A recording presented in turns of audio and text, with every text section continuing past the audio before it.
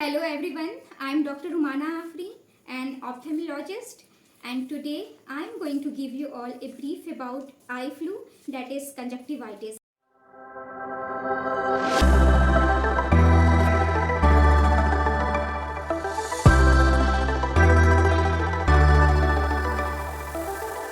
आज हम जानेंगे आई फ्लू के बारे में, ये क्या होता है और इसके साइन एंड सिम्टम्स क्या होते हैं, इनसे कैसे बचा जा सकता है, कैसे इनका प्रिवेंशन क्या है और इसके ट्रीटमेंट क्या है और इससे रिलेटेड जो भी मिथ्स हैं वो सब आज हम इस वीडियो में देखेंगे। सबसे पहले आई फ्लू को जानते हैं। आई फ्लू क्या है? एक तरह से आँख का इन्फेक्शन है जो कि आँख की जो सबसे बाहर वाली परत होती है जिसको हम कंजक्टाइवा कहते हैं, ये उसका इन्फेक्शन होता है। फिर ये जो आई फ्लू है इसको हम लोकल लैंग्वेज में आँख आना भी कहते हैं। शुरू करते हैं इसके सिम्टम्स से। तो इसके जो लक्षण होते हैं वो ये हैं कि आँख का लाल होना, इसलिए रेडनेस ऑफ द आई, और इसे या फिर आँखों का पिंक होना, इसलिए इसे हम पिंक आई भी कहते हैं।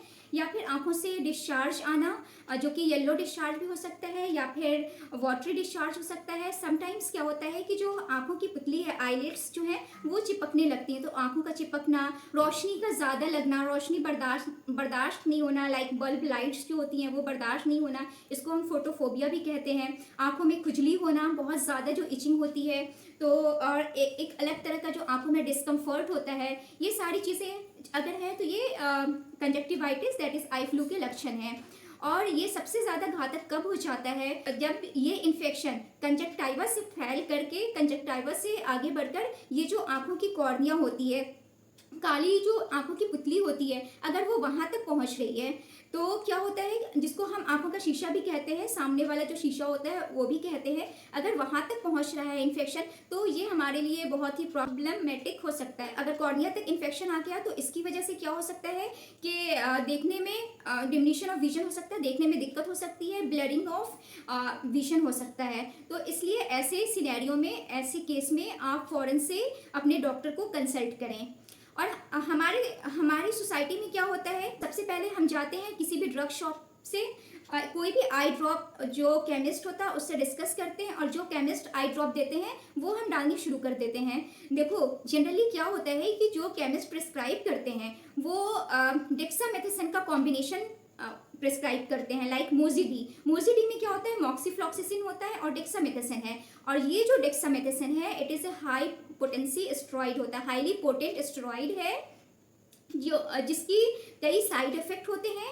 और जो हाईली पोटेंट स्टेरॉइड होते हैं उनके देने का एक तरीका होता है जो हम कई केसेस में यूज़ करते हैं, कई इन्फ्लेमेटरी कंडीशन में स्टेरॉइड हम देते हैं, उसका इस्तेमाल करते हैं और फिर उसे टेपर करते हैं। लेकिन क्या होता है कि जो ड्रग शॉप से हम लिए हैं उन्होंने कई बार सही तरीका नहीं बताया और हाई पोटेंसी डेक्सामेथासोन जो है वो दे दिया, जिसकी वजह से कई साइड इफेक्ट इसके हैं, लाइक आँखों का जो प्रेशर होता है, इंट्राओकुलर प्रेशर कहलाता है, वो बढ़ जाता है।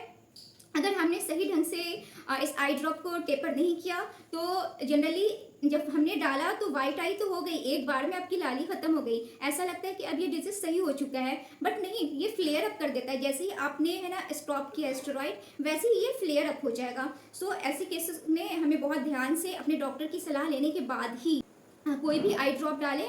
हाँ, दूसरी चीज़ होती है कि अगर लो डोज स्टेरॉइड लाइक लोटेप्रेडिनॉल है वो हम इस्तेमाल करते हैं। अब सवाल ये आता है कि इससे बचा कैसे जाए, तो इसको समझने के लिए हम जान लें कि ये फोमाइट से फैलता है।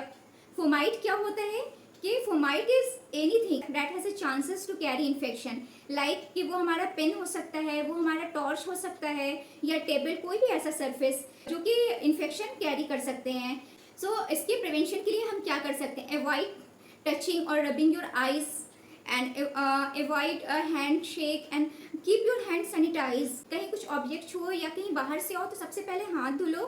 दूसरी चीज़ जो आप कर सकते हो वो ये है कि आप डार्क गगल्स पहन सकते हो या फिर ज़ीरो पावर की ग्लासेस लगाओ, जो ज़ीरो पावर के चश्मे आते हैं वो लगाओ। उससे क्या होता है कि अनकॉन्शियसली जो हम बार बार आंखों को टच करते हैं उससे बचा जा सकता है। तीसरी चीज़ ये है कि आप किसी के टॉवेल्स, किसी के यूटेंसिल्स या किसी की क्लोथ्स, ये सारी चीज़ों को शेयर ना करें। स्पेशली जो इन्फेक्टेड पर्सन है उनके यूटेंसिल्स अवॉइड करें। समहाउ अगर कोई आपके घर में है जिसे आई फ्लू हो गया है, तो उसे भी कुछ दिनों के लिए आइसोलेट कर सकते हैं आप थोड़े बहुत, ताकि इन्फेक्शन ज़्यादा नहीं बढ़े, इन्फेक्शन को बढ़ने से रोका जा सके। और एक चीज़ हमें ध्यान में रखनी ज़रूरी है कि जो आई ड्रॉप्स हम इन्फेक्टेड पर्सन में यूज़ कर रहे हैं, वही सेम आई ड्रॉप्स आप अपनी आंखों में ना डालें अगर आप एक हेल्दी पर्सन है। और इससे रिलेटेड कुछ जो मिथ्स हैं वो ये है कि क्या किसी पर्सन को अगर आई फ्लू हो गया है, तो अगर हम उसकी आंखों में देख रहे हैं, तो क्या इससे भी हम इन्फेक्शन कैरी ऑन कर सकते हैं, इससे हम इन्फेक्शन कैच कर सकते हैं? तो देखो, ऐसा नहीं होता है कि आंखों में देखने से इन्फेक्शन हमें भी हो जाएगा। स्प्रेड ऑफ इन्फेक्शन, जो मोड ऑफ इन्फेक्शन है वो बस फोमाइट है, और फोमाइट हम समझ चुके हैं क्या होता है। अब हम बात करते हैं इसकी ट्रीटमेंट से रिलेटेड। तो देखो, ट्रीटमेंट के लिए सेल्फ प्रिस्क्रिप्शन नहीं करना है, कोई होम रेमेडीज़ किसी ने ये बता दिया वो सारी चीज़ें आपको अवॉइड करनी है।